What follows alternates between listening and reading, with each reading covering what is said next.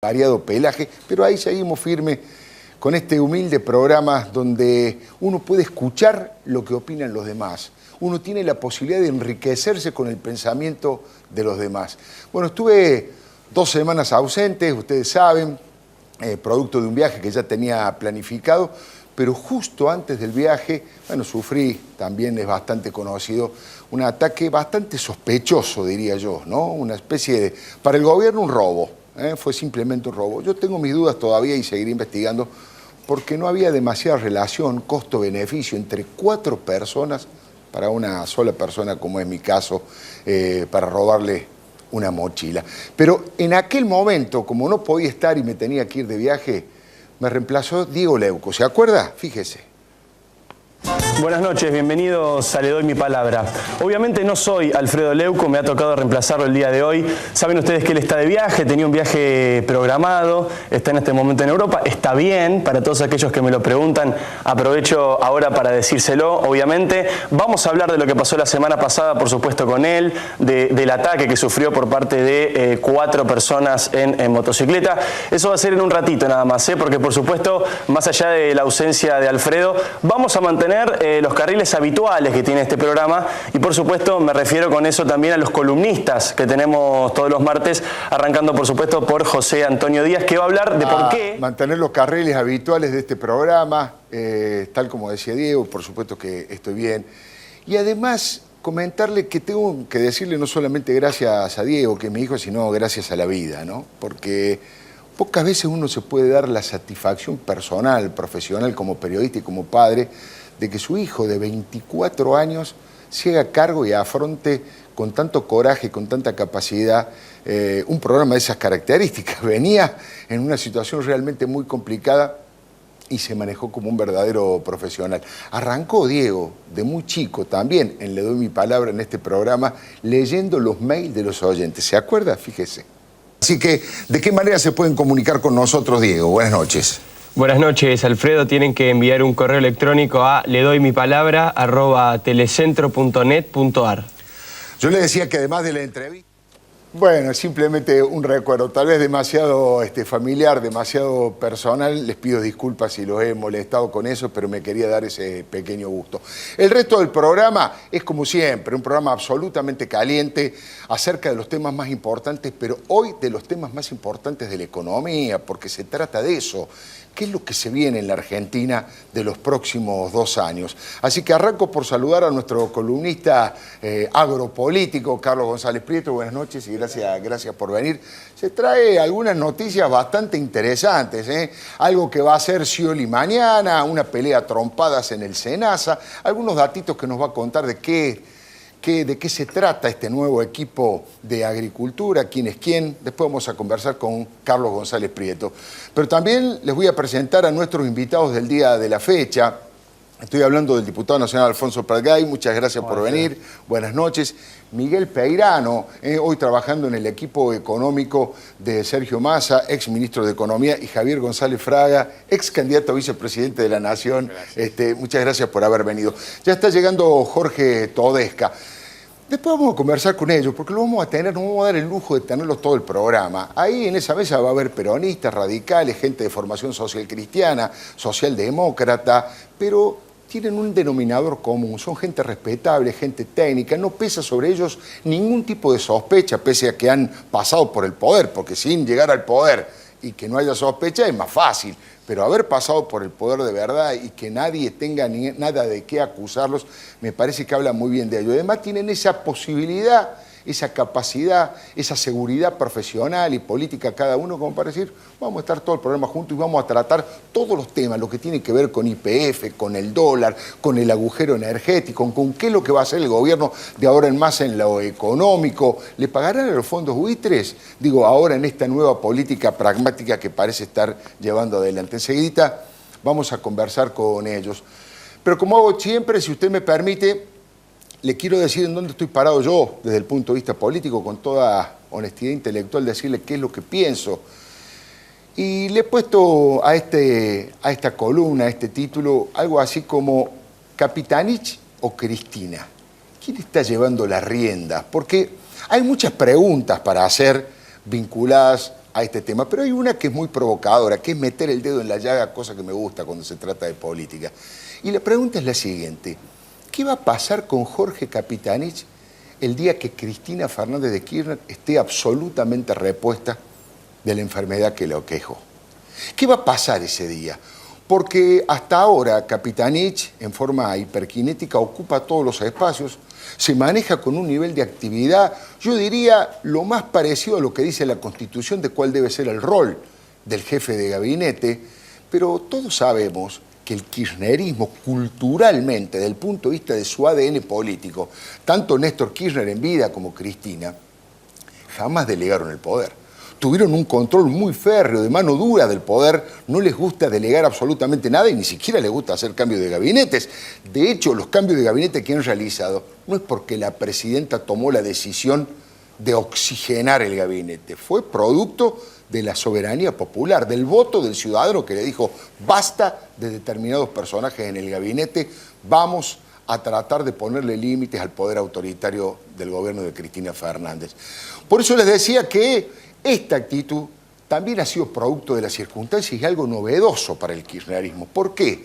Están obligados a delegar, están obligados a repartir un poco el poder, en este caso, en manos del jefe de gabinete, de Jorge Milton Capitanich, básicamente porque Néstor ya no está y porque Cristina no está en su plenitud, por lo menos por ahora. Y vuelvo a la pregunta inicial: ¿qué va a pasar el día que Cristina Fernández pueda tomar las riendas absolutas del gobierno? ¿Va a seguir manteniendo este criterio de dejar hacer a Capitanich? Digo porque la militancia más fundamentalista del kirchnerismo no creo que le caiga muy simpático, después de haber hecho un relato casi como si fueran descendientes del Che Guevara que vienen a liberar a los pobres, de pronto, tanto relato combativo, tanto relato clasista, de pronto tener como heredero al Coqui Capitanich, un hombre que viene del pensamiento conservador, un hombre que ha trabajado con tanto entusiasmo con Menem, con Cavallo, con los Kirchner, con Duhalde, y que no ha tenido ningún problema. ¿Ese es el sueño de la militancia kirchnerista? ¿Que el proceso lo continúe Jorge Capitanich? Digo, es para preguntárselo, se ha dicho de todo de Capitanich. Algunas chicanas humorísticas como la de Moyano, que dijo que en realidad le están dando el camarote más confortable del Titanic, un misil realmente feroz de Elisa Carrió diciendo que es el más dulce de los corruptos, Jorge Capitanich. Pero lo cierto es que el Chaco no es precisamente un ejemplo de sociedad igualitaria, aunque han tratado de dibujar los números también en el Chaco, diciendo que casi no hay pobres, casi no hay desocupados. Los números de verdad dicen lo contrario, y tampoco el Chaco parece ser un ejemplo de transparencia en cuanto a lo que tiene que ver con la ética para ejercer el poder. Por eso vale hacerse esa pregunta: cuando regrese Cristina, ¿va a consolidar esta idea de que Capitanich puede ser el heredero de su proyecto político, el heredero del proyecto kirchnerista? ¿O cuando vuelva le va a decir gracias por los servicios prestados y lo va a condenar a cierto congelamiento o algún costado gris de la historia, como condenó, por ejemplo, a Juan Manuel Abal Medina después de ser jefe de gabinete y después de no haberle dado el piné? Un hombre de poco pensamiento propio, de poco coraje para imponer sus ideas, un hombre que se la pasó diciendo sí Cristina, y así terminó con mucha tristeza y con poca gloria en el gabinete de la presidenta de la Nación. El poder no se comparte, por eso es que me estoy haciendo esta pregunta. El legendario Giulio Andreotti decía que el poder desgasta, pero sobre todo al que no lo tiene. Y ese escritor maravilloso español, Antonio Gala, plantea que el poder es como el árbol, como el nogal, es decir, que nada crece a su sombra. Por eso es la pregunta: cuando vuelva Cristina, ¿qué será de la vida y obra de Jorge Capitanich? Hay más informaciones para este boletín y le doy mi palabra. Bueno, muchísimas gracias. Lo prometido: Alfonso Pratgay, el señor Miguel Peirano, Javier González Fraga y Jorge Todesca, que tal como prometió llegó un poquito más tarde, pero recién estamos arrancando. Bueno. Primero les quiero agradecer a los cuatro la presencia. Segundo, con toda sinceridad, cuando programamos la estructura del programa, la idea era hablar en un bloque con cada uno, pero después cuando vi de quién se trataba, cuando tomé conciencia global, cuando vi la película de un poco más lejos, dije, son cuatro economistas vinculados, comprometidos con la política, Son 4 economistas absolutamente transparentes que han pasado por el poder los 4. No hay ninguna sospecha de nada extraño sobre ninguno de los 4.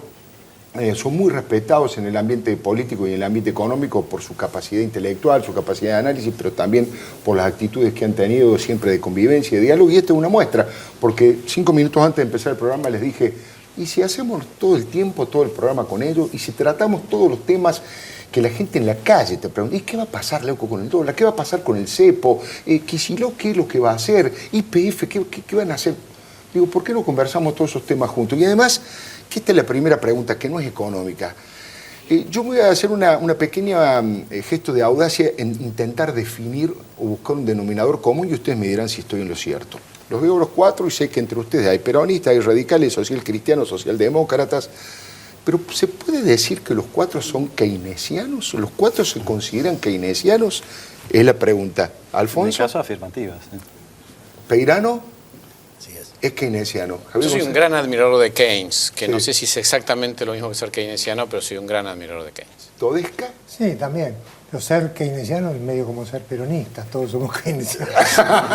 Qué buena definición. Eso, si tuviese una agencia de noticias, lo pondría como para un pequeño título. Yo ahí Ser tendría keynesiano una- como ser peronista, todos somos un poco keynesianos. Yo ahí tendría alguna objeción. Ahí pero tendría alguna conexión yo con lo el suscribo tema. plenamente, lo Con quiero el- mucho a Jorge, pero hasta ahí. con el tema. No lo acompaño hasta el cementerio, digamos. Bueno, es un cementerio de lujo, ¿no?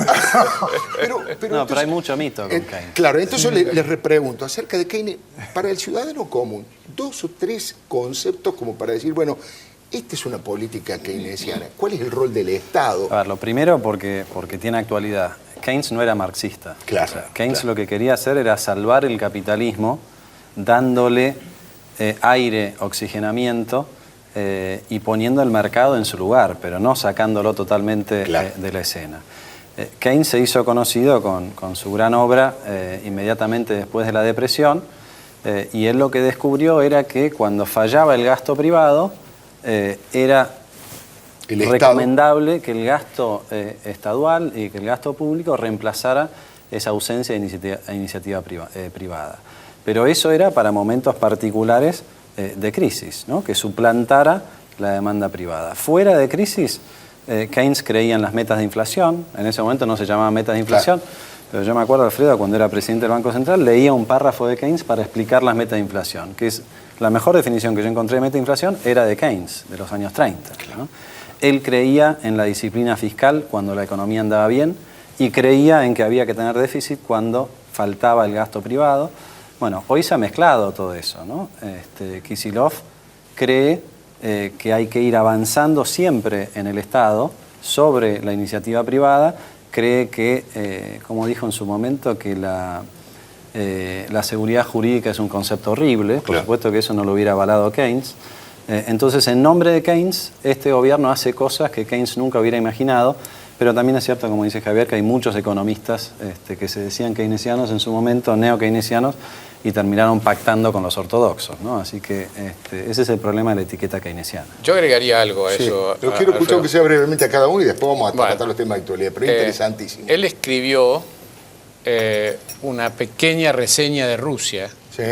mi traducción literal del título en inglés, donde dice que los soviéticos eran un desastre en la administración. O sea, donde sostiene que no hay nada peor que la organización soviética. O sea, realmente no solamente no era marxista en su concepción y, como dijo muy bien Alfonso, quería rescatar el capitalismo, sino tenía una pésima opinión de la economía centralizada de ese momento que él llegó a conocer. Claro, de la hiperplanificación del Exacto. Estado. Él decía que por eso no parte del funcionaba y que si bien tenía muchos reparos con respecto al empresario, Keynes no es un hombre que admira al empresario ni Claro. admira el equilibrio, pero decía de que no había mejor alternativa que esa con intervención del Estado. Porque fundamentalmente para él había 3 mercados que no funcionaban como decía la teoría. No funcionaba el mercado de salarios, o sea, no había un ajuste del desempleo con la reducción del salario, no funcionaba la tasa de interés como un igualador de ahorros e inversión, y no funcionaba la eficiencia marginal del capital en su llegada a niveles muy bajos de la tasa de interés como un factor de minimización de ganancias. Entonces él decía que estos 3 mercados tenían que ser corregidos por acción del Estado para alcanzar el mejor capitalismo posible. Interesante. Peirano, ¿cómo ve esto? este Y creo que son marcos conceptuales y teóricos, como muy bien fueron descritos, que evidentemente en función de la realidad de cada país, de la dinámica, de los distintos tiempos, se van adaptando y son categorías que evidentemente después a la hora de analizar políticas, diagnósticos, tienen después especificidades distintas según la realidad de cada país. Claro. Creo que evidentemente cuando uno habla de keynesiano está dando un marco conceptual tanto por lo que implicaba Keynes en sus definiciones como por contraste con algunas visiones más simplificadas, más monetaristas, más ortodoxas, y en todo caso como un marco general y conceptual sirve como planteo y después, bueno, evidentemente la realidad argentina y el futuro obliga a precisiones que exceden estos marcos conceptuales. Claro, mucho más específicas. ¿Alguna cosita para cerrar el tema, Jorge Todesca? Sí.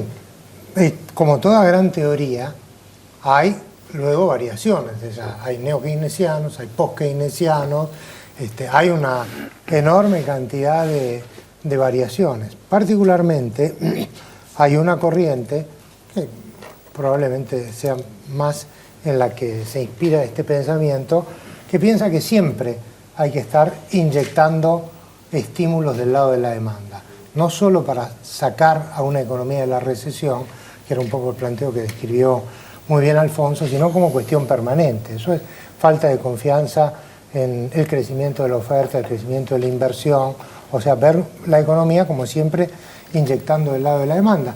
Y eso es en realidad lo que más o menos ha hecho este gobierno en sus dos versiones a lo largo de los últimos 10 años, ¿verdad?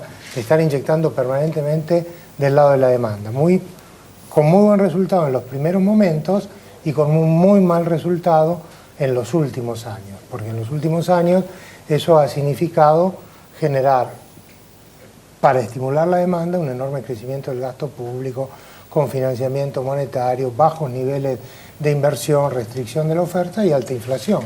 Lo que estamos viendo es una exacerbación de esta idea de que estimulando la demanda se saca una economía de la recesión. Interesante, les agradezco, espero que lo hayan sabido aprovechar aquellos estudiantes de economía, aquellos economistas. Vamos a los temas de actualidad. El gran título de los diarios de mañana, el gran título informativo tiene que ver con este acuerdo o presunto acuerdo que estaría por aprobarse según los medios de comunicación españoles. Están discutiendo si son 5.000, 6.000 millones. Más allá de eso, les quería pedir la opinión, porque hasta ahora desde la política ha habido bastante consenso en decir que es racional, que es comprensible, que es positivo. Yo diría, salvo Elisa Carrió y Pino Solanas, que han sido realmente muy duros, hablando del vaciamiento de YPF y de los delincuentes. En general, los distintos sectores, tanto el PRO, Hermes Wiener, el propio Ernesto Sanz, han sido bastante respetuosos y con cierta esperanza. Pero quiero saber ustedes, desde el punto de vista técnico, desde el punto de vista político, ¿qué esperan de lo que se viene con YPF y el acuerdo con Repsol? Bueno, lo primero, Alfredo, es que es tentativo porque no tenemos la letra chica, ¿no? Claro. Se nos sigue diciendo que es confidencial, un acuerdo que no tiene por qué ser confidencial, y vamos a ver cuáles son los detalles finales. Yo ofrezco dos reflexiones y después seguramente daremos vuelta en la mesa.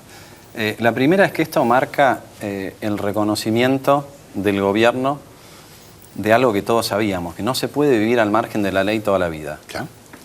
Que esta epopeya de la nacionalización de YPF que nos iba a dar toda la posibilidad, no le dio la posibilidad al gobierno porque los que querían invertir querían tener una mínima, ese concepto horrible de seguridad jurídica, ¿no? Claro. Una mínima garantía de que no le iba a pasar lo mismo que Repsol, ¿no?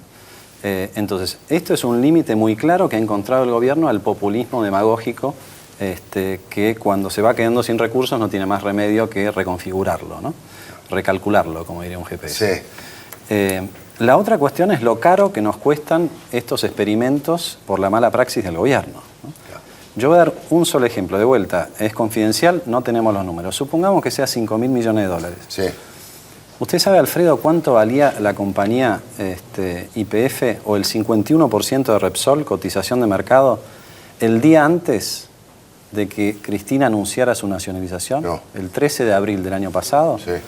valía 4.400 millones de dólares. Es casi un premio, parece como un premio a Repsol. Es casi, a ver, 1.000 millones más de lo que costaba. nosotros en el recinto estamos de acuerdo con que YPF tenga mayoría del Estado Nacional, pero no estamos de acuerdo ni con el procedimiento, Claro. ni con dejar que Repsol se fuera alegremente de la manera que se estaba yendo. Ni siquiera soñábamos que le iban a pagar más de lo que decía el valor de mercado, ¿no? Entonces, una cosa es Kicillof, que da una voltereta en el aire, otra cosa es la institucionalidad de en nombre de quién Argentina, España y México acuerdan algo con Repsol, que tiene una cantidad de razones por las cuales Argentina tendría que investigar lo que hizo. No, Repsol se lleva más de lo que se hubiera llevado si vendía toda la compañía. Nunca hubiera podido vender ese 51% porque además el que compraba tenía una cláusula que tenía que quedarse con todo. Entonces ni siquiera valía lo que decía el mercado en ese momento. Hoy le damos a Repsol un 13% más de lo que valía la compañía en ese momento. Es impresionante, interesante los datos que plantea. ¿Usted, Pellegrino, cómo lo ve este tema? En primer lugar, Alfredo, que es ineludible que los alcances del acuerdo sean de total conocimiento público. Claro. No puede repetirse experiencias como el acuerdo con Chevron, donde todavía hay cláusulas secretas que se suponen, donde hubo cláusulas que han beneficiado particularmente a Chevron y que el resto de los sectores económicos o empresas no pueden acceder. Entonces, para poder evaluar un acuerdo de semejante magnitud en términos de las cifras, de impacto para la economía argentina, es evidente que tiene que ser absolutamente transparente e informado en todos sus términos. Comparto, como decía Alfonso, que para poder tener una evaluación estricta de determinadas variables hay que conocerlo, hay que estudiarlo. También comparto que la realidad ha demostrado que el gobierno terminó negociando frente a las dificultades para generar inversiones adicionales, consecuencia de un tema no resuelto, y en el marco también que cuando uno plantea estas objeciones no está cuestionando que YPF sea estatal, al contrario, está generando las condiciones y las propuestas para que pueda desempeñarse en un marco institucional y económico adecuado. Javier González Fraga. Sí, yo comparto lo que dijeron Miguel y Alfonso. Me parece que es un atropello a todo lo hecho, no solo en el último año y medio, con el tema de la estatización muy mal hecha, sino con todos los últimos 10 años. O sea, yo creo que estamos ante una política energética inaceptable en estos 10 años y con el mayor caradurismo cambian y dicen como que esto fuera una adaptación a la modernidad. O sea, me parece que esto Kicillof hace un año y medio atrás jamás lo hubiera aceptado. Entonces tenemos que poner... Además, trató de tarados a aquellos que piensan que le vamos a pagar algún seguro, peso. Pero pues, yo creo que no podemos ser tan tolerantes. Yo creo que a lo mejor, puesto acá, a lo mejor esto empieza a ser un camino para reconstruir la credibilidad y para evitar que la Argentina pierda toda la soberanía por tener que importar el 50% del petróleo que consumimos. Pero me hace acordar una película de Woody Allen donde le preguntan en una escena ¿cómo iría a tal lugar? Y él dice, no sé porque nunca iría a ese lugar desde acá. Le dice, ¿no es cierto? Entonces yo creo que estar acá donde nos encontramos en materia energética es solamente una suma de errores, de mala praxis tremenda que nos está saliendo carísimos a los argentinos y que creo que tenemos que pedir cuentas, por lo menos pedir cuentas. Porque recordemos que todo esto se hizo para que Kirchner, alias Eskenazi, compre una parte de la compañía, ¿no es cierto? Entonces no nos podemos olvidar de esa cuestión. Yo en la campaña del 2011, no digo haber sido el único, pero me consta, he recibido varias cartas, documentos y notificaciones notariales por decir que había vaciamiento de YPF. Entonces yo creo que después descubrieron que esto era mala gestión y decidieron nacionalizarla, pero de una manera donde sigue no siendo auditable. Porque al igual que Aerolíneas, no son compañías del Estado que pasan sus balances por el Congreso Nacional. Entonces, realmente me parece que es un escándalo que no podemos dejar pasar. Jorge Todesca. Bueno, yo creo que la película es una película de terror. La película que tiene como epicentro de la crisis energética de la Argentina a YPF de estos años, no voy a repetir lo que ya dijeron los colegas. Producida la expropiación, está claro que hay que compensar esa expropiación. Lo que no debió haberse hecho es haberse expropiado en los términos que se expropió y que una buena parte del mundo político aprobó entusiastamente, lo cual yo creo que nos tiene que hacer reflexionar también sobre cuáles son los paradigmas, los valores, los modelos y que no toda vez que se nacionaliza algo se está dando un paso positivo cuando se nacionaliza una empresa vaciada, maltratada y demás. Estos son errores en los que la Argentina ha incurrido reiteradamente. Hemos también nacionalizado Chicone, ¿no? Y además para encubrir un verdadero escándalo que protagonizó por el vicepresidente de la Nación, ¿no? Hay cosas que, digo, de pronto, en buena parte de nuestro espectro político, si uno habla de estatizar o nacionalizar algo, aplausos por doquier. A mí me parece que el sistema de jubilación privada de la AFJP era una estafa, era una barbaridad, pero la nacionalización fue otra. Y así estamos, y así el Estado tiene sobre su mochila esta YPF, tiene a este sistema de jubilación, a esta aerolínea, a esta Chicone. Bueno, obviamente el tema de YPF hay que resolverlo porque si no, no hay inversión extranjera, está claro, y no hay posibilidades de asociación. Pero hay que ponerlo en ese contexto, sobre todo de cara al futuro, ¿no? Si no, no podemos debatir en la Argentina hacia dónde llevamos este país, ¿no? Y cualquier medida de nacionalización o de estatización es irresistible. Yo agrego una cosita, Alfredo, porque no sé si Javier o Jorge hablaban de la auditoría. Y es muy importante porque en el momento en que Kicillof fue al Congreso a explicar, dijo, tenemos que meternos ya en YPF porque no sabemos qué hay y no nos muestran los números. Y cuando entremos vamos a hacer una auditoría. ¿Ustedes vieron esa auditoría? ¿Ustedes vieron al Tribunal de Tasación hablando de cuál es el número? Kicillof y De Vido dijeron, vamos a tomar en cuenta los pasivos ambientales. Claro. De Vido dijo, vamos a ir provincia por provincia, que nos expliquen los gobernadores cuál es el pasivo ambiental para sacarle la tajada que le corresponda a Repsol. ¿Qué pasó con todo eso? Y agrego una última reflexión. ¿Sabés cuál fue el primer gobernador que le rescindió el contrato a Repsol cuando estaban ahí antes del anuncio de Cristina? Capitanich. Jorge Capitanich, interesante. Ahora le voy a decir una pequeña vueltita política.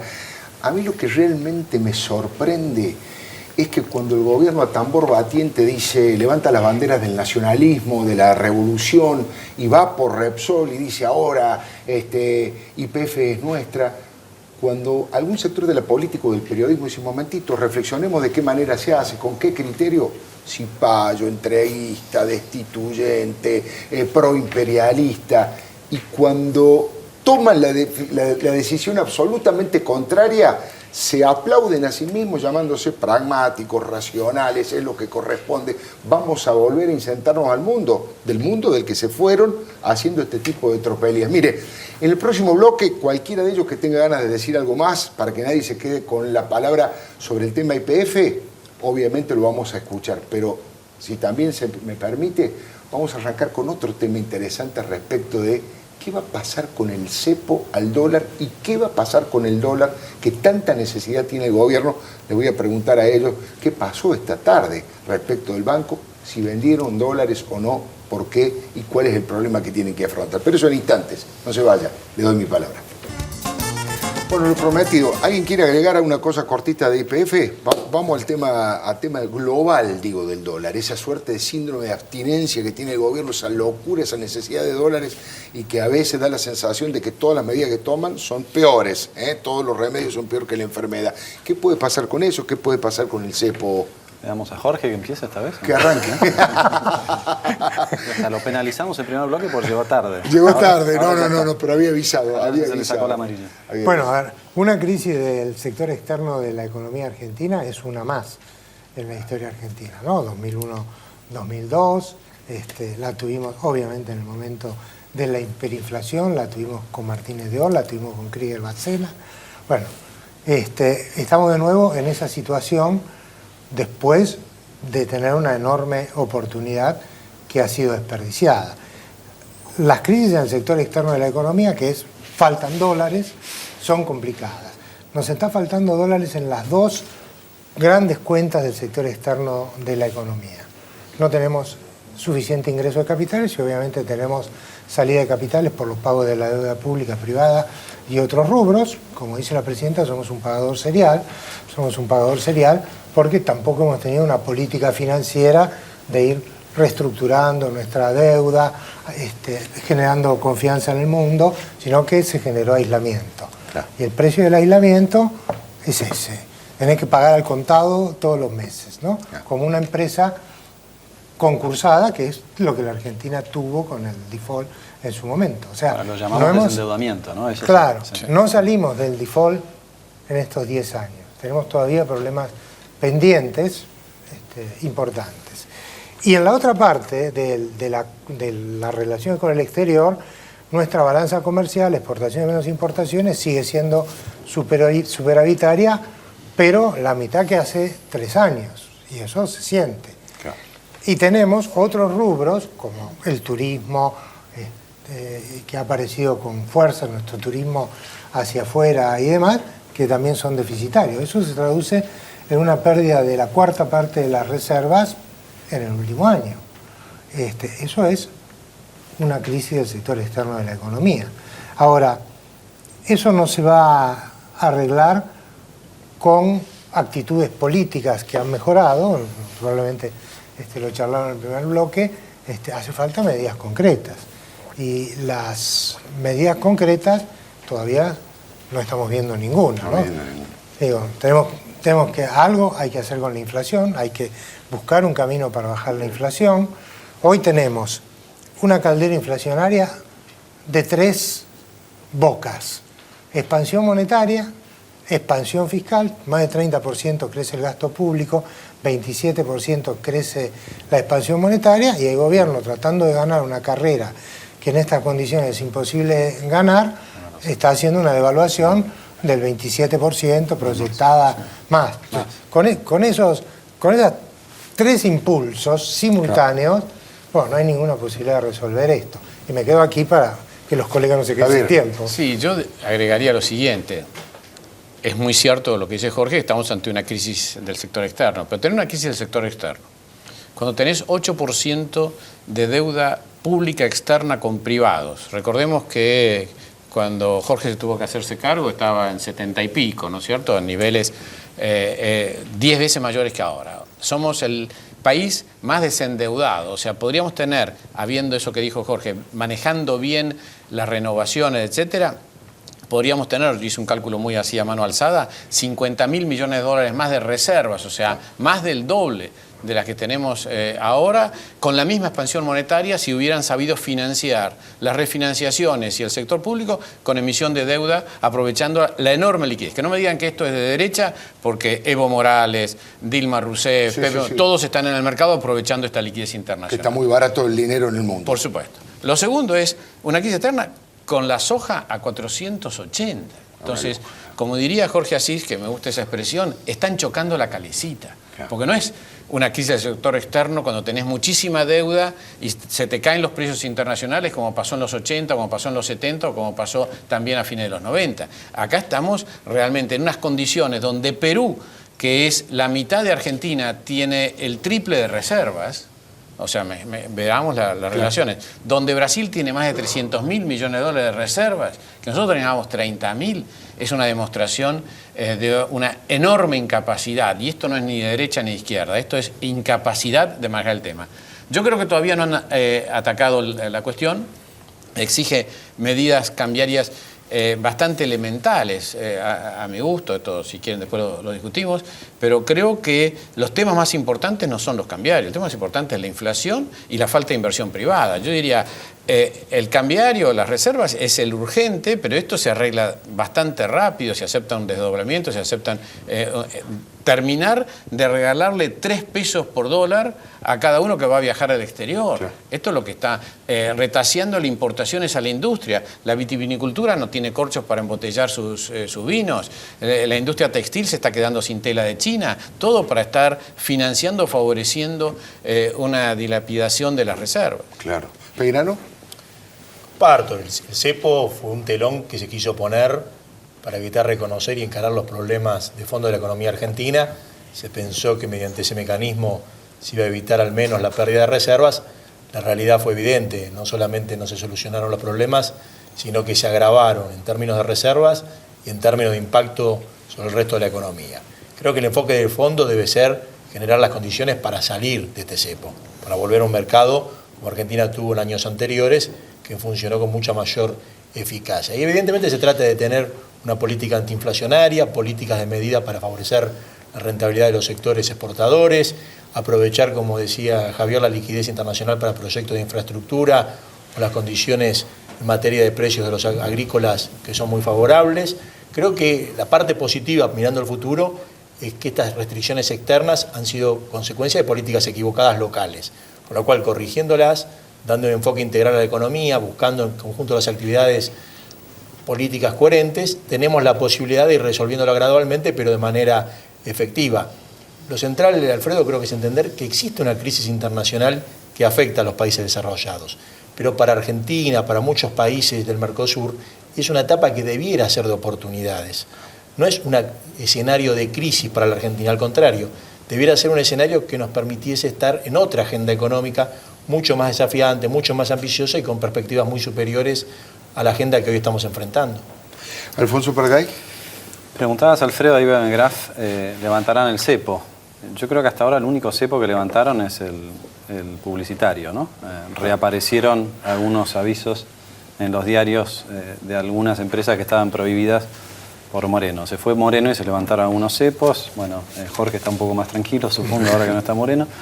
Pero los otros cepos se mantienen. Lo primero que anunció Kicillof y Capitanich como política antiinflacionaria es renovar los acuerdos de precios que nunca funcionaron, por empezar, claro, ¿no? Claro.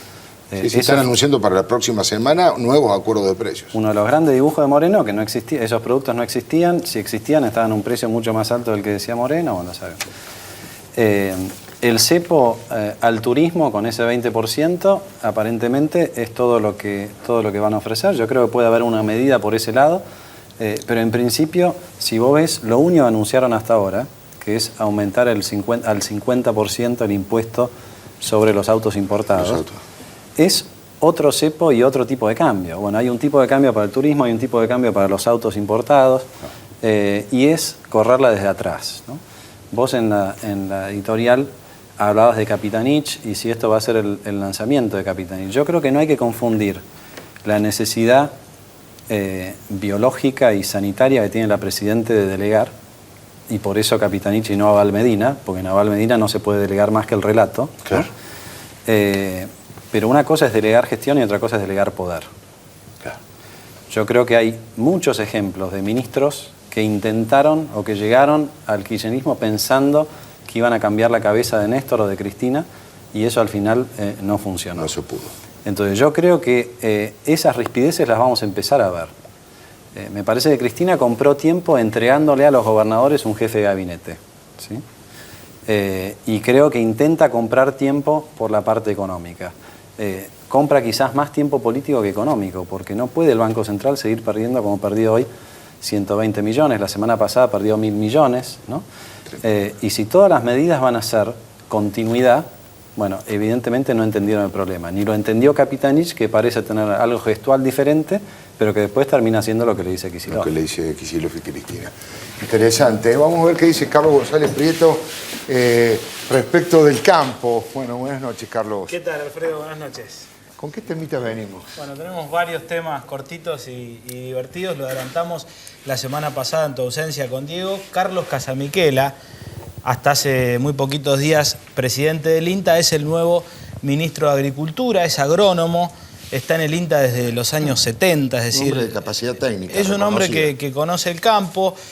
Estuvo en el INTA donde, incluso durante la crisis del 2008, fue el único organismo donde las entidades agropecuarias integraban el consejo directivo, es decir, estuvo en diálogo con las 4 entidades del campo, y lo acompaña Gabriel Delgado, un joven economista, licenciado en Economía, con un posgrado en Francia, que incluso también es recibido del SEMA, una escuela bastante neoliberal, si se quiere, para el gusto de Cristina, también con mucho conocimiento del sector, es productor agropecuario, tiene bosta en los zapatos, como decimos en el campo, porque realmente conoce los temas. El tema es, o la pregunta que queda flotando es si tendrán margen para poder ejercer algún tipo de política agropecuaria. Por lo pronto, Alfredo, echó, mejor dicho, el ministro Casamiquela al presidente de Senasa y al vice, que se agarraron a las piñas en un hecho bizarro. Insólito, si se quiere, claro. Se agarraron a las trompadas, hubo cabezazos, hubo sangre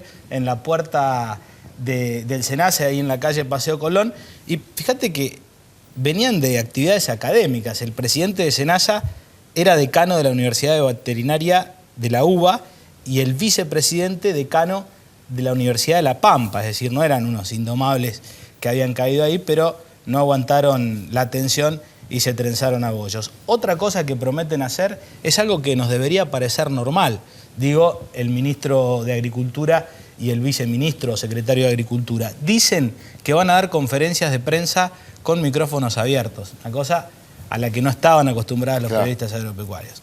Eso por un lado. Y otro tema, también vinculado al campo, es una reunión, en realidad es el lanzamiento de Expo Agro, una muestra que organizan los diarios Clarín y La Nación, y el lanzamiento va a ser en el despacho que Daniel Scioli tiene en el Banco Provincia. Mañana a las 5 de la tarde habrá allí importantísimos directivos del diario La Nación y del diario Clarín. Daniel Scioli será el anfitrión, y esto es un dato político, ¿no? El gobernador de la provincia, de la mano de Clarín y Nación, anunciando la realización de una próxima muestra agropecuaria, en este caso en la provincia de Buenos Aires, para el mes de marzo. Muchísimas gracias, Carlos. No se vaya, en instante vamos a seguir conversando, a darnos estos lujos, a quien le doy mi palabra, con estos 4 economistas, y vamos a ir tocando un tema, no es para estigmatizar a nadie, pero a mí me gusta preguntarle a ellos, en los que confío y sé que trabajan con mucha honradez, ¿realmente Kicillof es un cuadro político técnico importante, más allá de lo ideológico? ¿Es un hombre formado y con las condiciones necesarias para manejar la economía argentina? Una de las preguntitas que vamos a tratar de responder en el próximo bloque. No se vaya, le doy mi palabra. Bueno, un poco lo que habíamos prometido era tratar de radiografiar desde el punto de vista profesional. Por supuesto que no vamos a meter ni en la vida personal ni estigmatizar a nadie, pero de acuerdo al conocimiento que ustedes tienen, repito el concepto porque tiene otro valor, meterse en la política y opinar sin haber llegado al poder. Presidente del Banco Central, ministro de Economía, presidente del Banco Central, viceministro de Economía, digamos. Hay una experiencia, además de un conocimiento profesional, como para opinar del tema. ¿Está capacitado Kicillof, digamos, el cargo de ministro de Economía requiere determinados requisitos que Kicillof los tiene? Bueno, no tiene experiencia de gestión Kicillof, ¿no? Es un muy buen profesor de historia económica, muy reconocido por sus alumnos, pero ni siquiera es de una rama de la economía que esté más o menos cerca de la gestión. De la gestión, claro. La única gestión que se le conoce a Kicillof antes de ser viceministro de Economía es acompañarlo a Recalde en Aerolíneas. Claro. Los resultados no fueron sido muy buenos. Los resultados, la verdad, que no son buenos, ¿no? No son buenos, más allá de que la Presidente se entusiasme con Marianito y toda esta cuestión. Evidentemente, lo de Aerolíneas no es un buen ejemplo de gestión, ¿no? Tiene buena dialéctica Kicillof y conoce todas las ramas del pensamiento económico. Y tiene, volviendo al inicio del programa, Alfredo, tiene una tesis sobre Keynes en la que le hace decir a Keynes cosas que Keynes nunca dijo, claro, digamos, ¿no? Claro. Entonces hasta es discutible también su desempeño en su especialidad. Pero evidentemente no conocemos una experiencia de gestión que justifique que esté donde esté. Y lo mismo se puede decir del resto del entorno económico, ¿no? No me acuerdo ahora cómo se llama, el que es presidente del Banco Nación. Juan Carlos Fábregas. Banco Nación. No, Banco Nación. Banco Nación. Sí, yo tampoco. Costa creo que es. Furlan. Furlan, sí. Costa va en reemplazo de Moreno. Y después hay un director del Banco Central que pasa a ser secretario de Finanzas, que también su especialidad eran temas más bien teóricos, que pocos tienen que ver con la finanza, ¿no?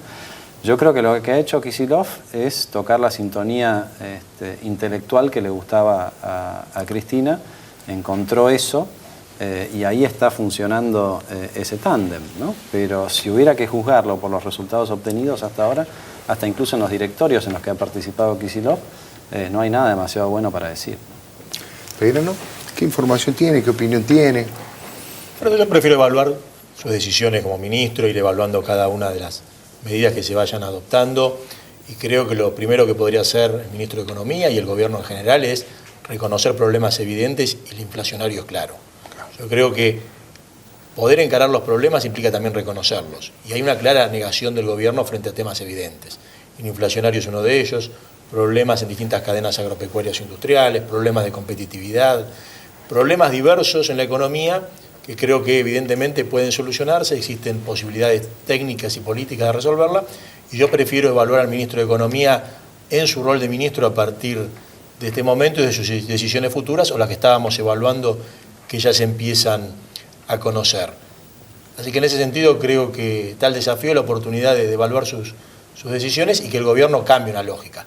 Y creo que en ese sentido, Alfredo, sería determinante una primera medida, que es revisar las estadísticas de crecimiento, tener estadísticas precisas y no comprometer el pago de cupón del PBI como se está comprometiendo para el año que viene, que son 3.500 millones de dólares.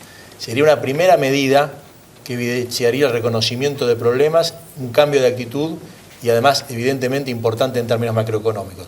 Con lo cual son muchas las medidas que se pueden tomar, pero por ejemplo esa sería una medida que implicaría mostrar un cambio de actitud.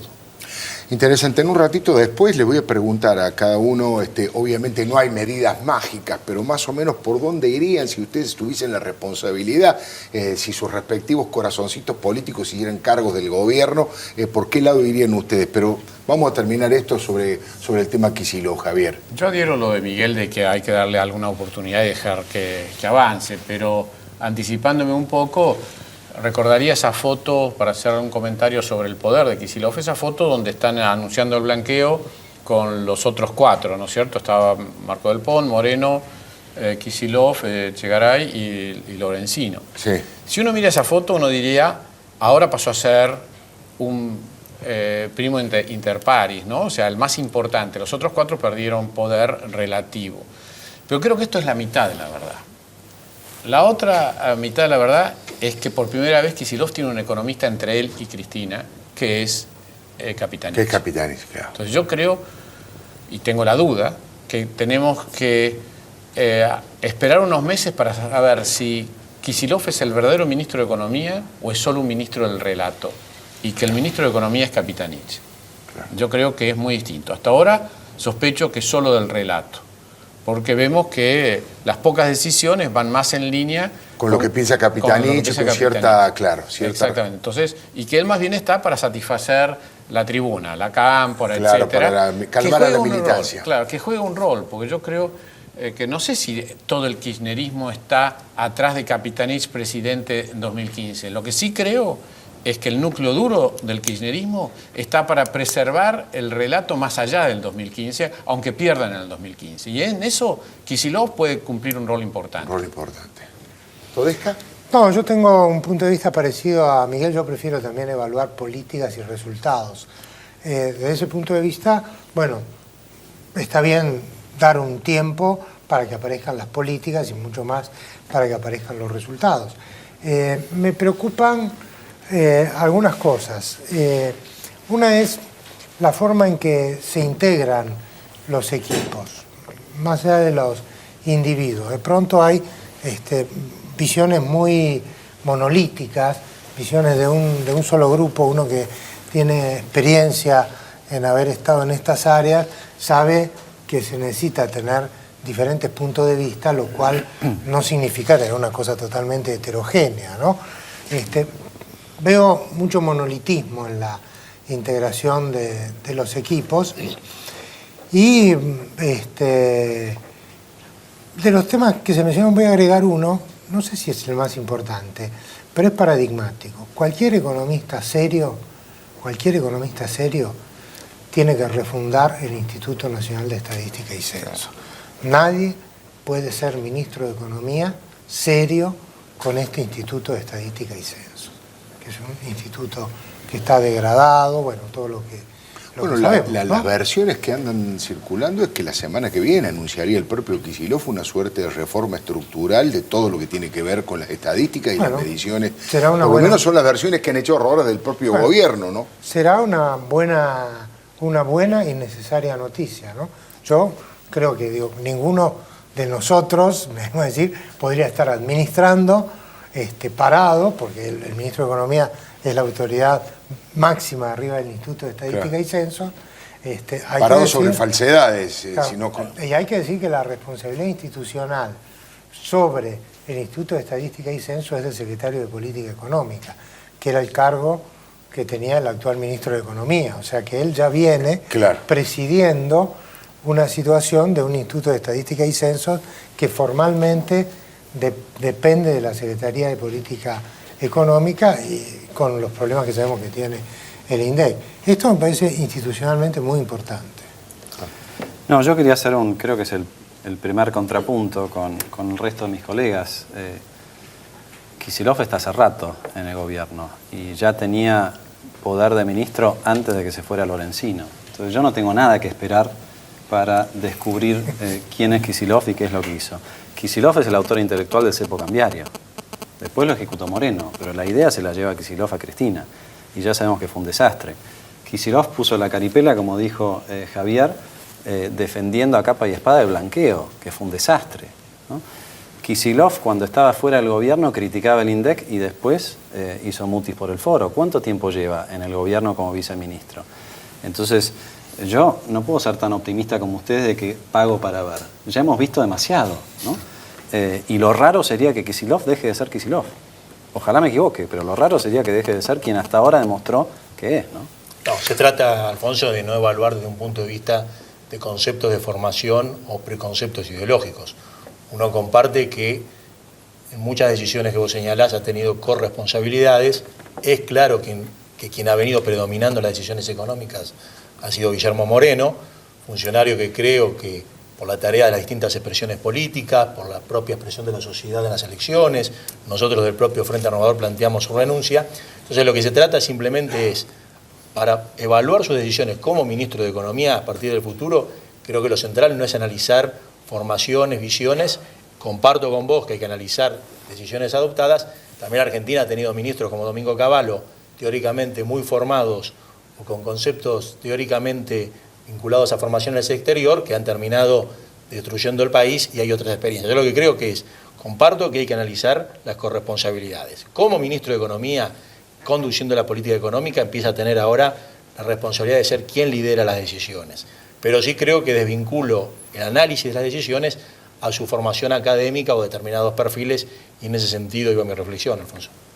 Bueno, les propongo una cosa. Recién en el corte, aquí en Confianza, surgió en la mesa que pocas veces hubo tanto consenso entre los economistas profesionales, entre aquellos que están dedicados a la política, que tienen compromiso político partidario, respecto de 10 medidas, 12 medidas, o por lo menos de un plan estratégico, que hay pequeños sectores de la sociedad que hacia yo diría el sectarismo de izquierda y hacia el liberalismo ultraortodoxo, que son sectores minoritarios, pero que en el centro hay varias medidas que tomarían prácticamente todos los ministros de Economía de un gobierno nuevo elegido por el pueblo en el 2015.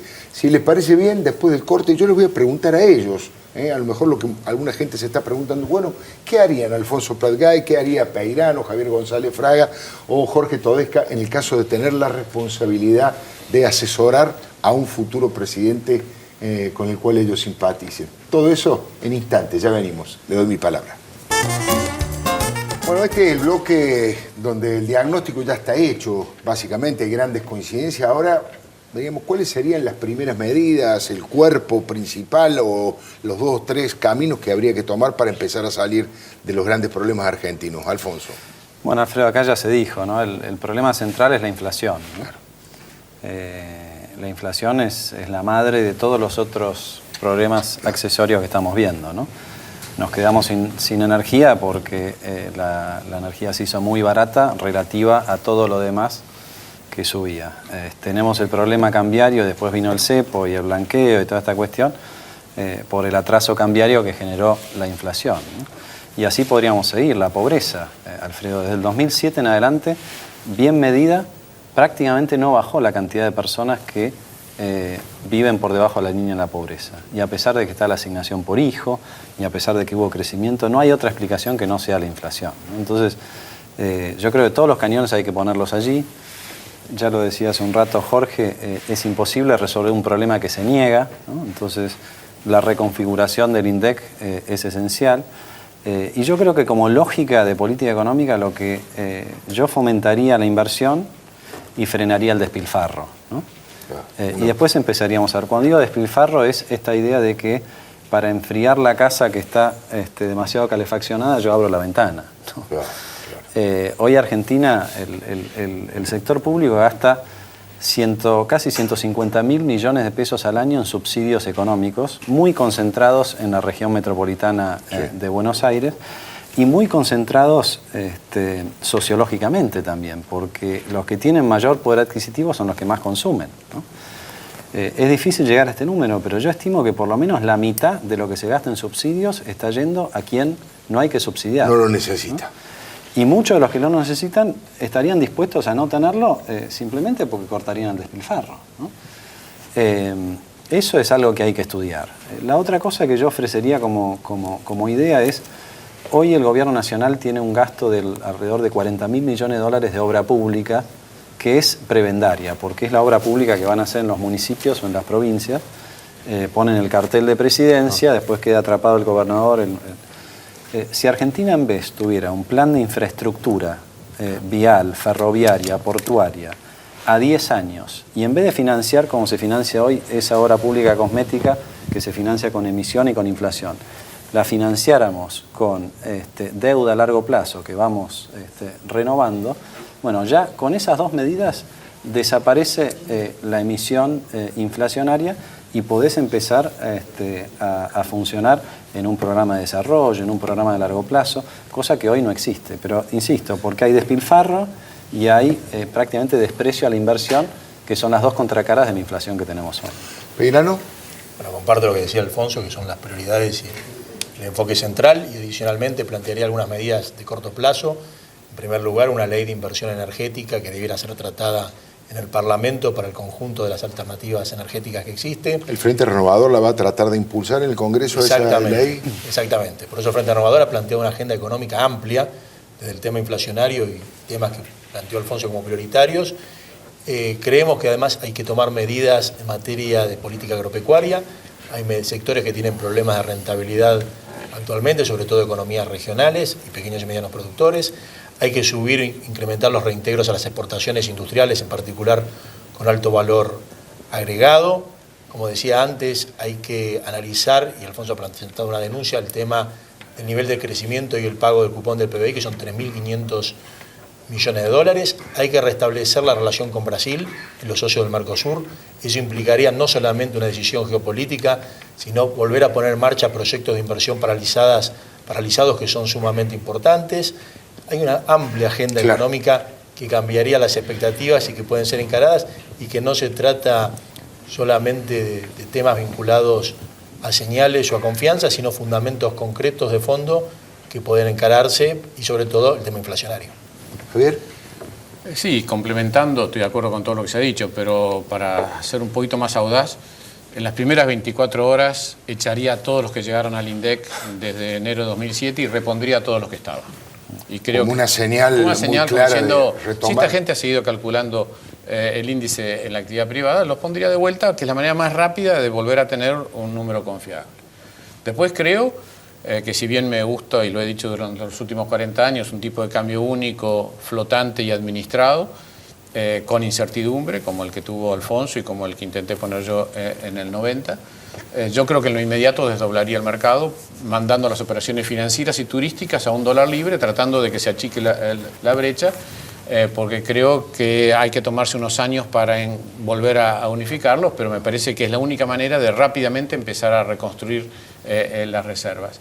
Y después, también muy audaz, bajaría, porque creo que hay que devolverle competitividad a la actividad exportadora, y no se puede devaluar el tipo de cambio comercial antes de controlar la inflación, porque a partir de que tenga un dato de inflación pondría un programa de metas para bajarlo en 4 años a un dígito o al 5%.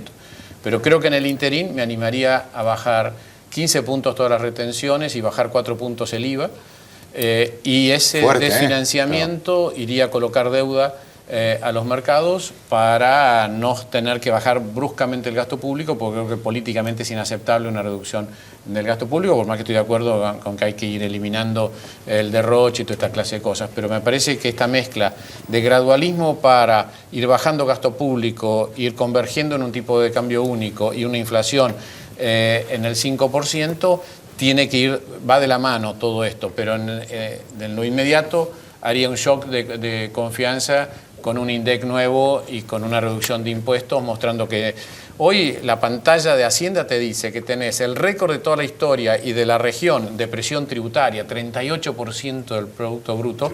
Cuando uno recorre el país, la bronca es justamente la presión tributaria. y récord por lo bajo de endeudamiento. Es obvio que hay que subir endeudamiento y bajar presión tributaria. Claro. Jorge Todesca. Bueno, la agenda que se planteó comparto gran parte, y lo que es probablemente más objeto de debate no es el momento y el tiempo para hacerlo. Así que yo plantearía más bien en qué orden hay que poner las cosas en una crisis, ¿no? Y de lo que uno ha estudiado en las crisis hay 3 etapas que hay que cumplir. La primera es contener las cuestiones que están tornándose críticas. En nuestro caso es la pérdida de reservas, la elevada inflación y demás. La contención es lo primero en una crisis. La segunda etapa es la estabilización. Hay que lograr que la contención sea permanente y tener un piso de la crisis. Y estamos en una crisis, hay que darle un piso a la crisis. Y lo tercero es la recuperación, donde están todas las cuestiones estratégicas. Es muy importante tener una concepción global de cómo uno va a abordar una crisis, porque el orden de las cuestiones no es indiferente y uno se puede embarcar en discusiones que no hacen a la contención y que hacen a otra etapa y errarle el camino. Así que el tema de cómo el que le toque va a abordar globalmente la situación que encuentre es muy importante. Y retomando lo que decíamos casi en primero o segundo bloque, cuando yo llegué, hay una frase muy célebre justamente de Keynes que dice: a largo plazo estamos todos muertos. A largo plazo estamos interesantes. Le hago la última pregunta cortita, pero ya política. Los 4 ya tienen en la cabeza a quién les gustaría ver como presidente en el 2015. Digo, bueno, Sergio Massa no lo ha anunciado todavía, pero muchos lo ven obviamente como un presidenciable. ¿Ya tienen más o menos una imagen de quién sería el candidato presidencial del espacio en el que militan cada uno o del pensamiento ideológico que tienen?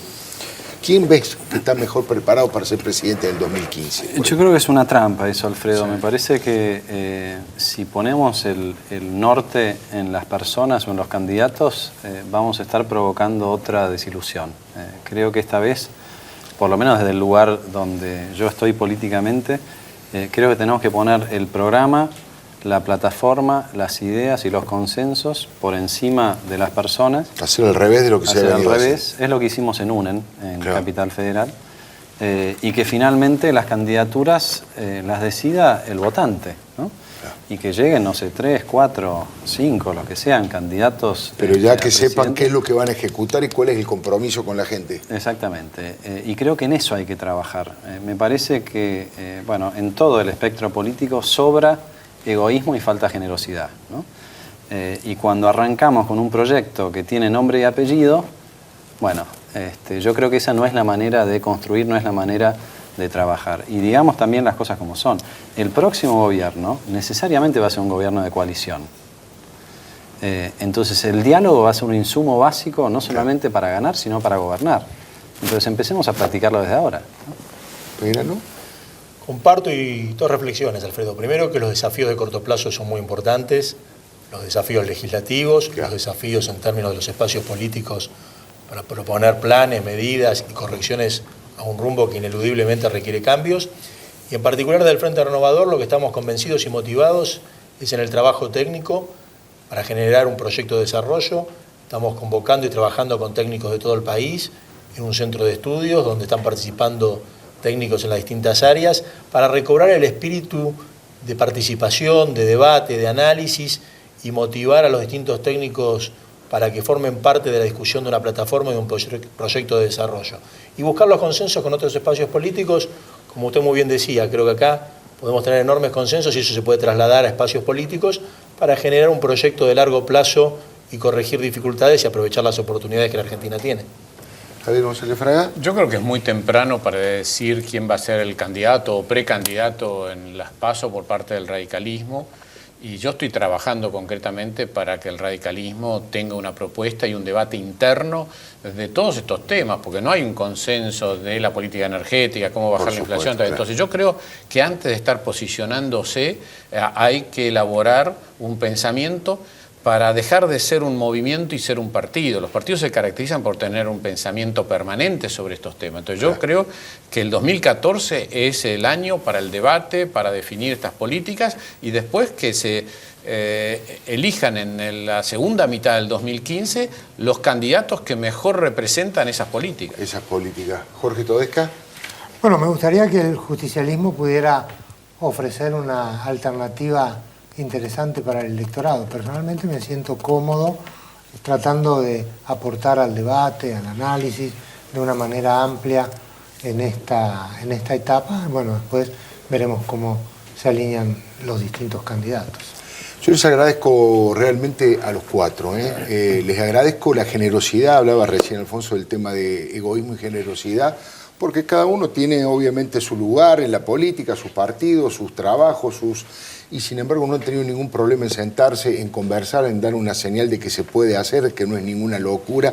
Han disentido con respeto, han tenido cosas que han acordado. A mí me parece que hemos enriquecido intelectualmente para la toma de decisiones al ciudadano que estaba mirando el programa, así que les agradezco de verdad que hayan venido y que hayan aceptado esto, que insisto, 5 minutos antes se me ocurrió cuando repasé mentalmente quién eran los invitados.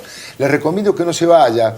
El programa Líderes, que conduce Cecilia Lucía Puig, hoy tiene de verdad, tal vez, al hombre más importante del cine argentino de la actualidad. Juan José Campanella, la primera parte, todo su trabajo, su formación en los Estados Unidos, cuando fue a grabar y a filmar, por ejemplo, Doctor House o La Ley y el Orden, la película Metegol, cómo funciona la cabeza de un creativo como Campanella, también en el plano empresario a la hora de producir una película, una industria cultural como es la del cine. No se lo pierda. Y a usted lo espero el martes que viene. Le doy mi palabra.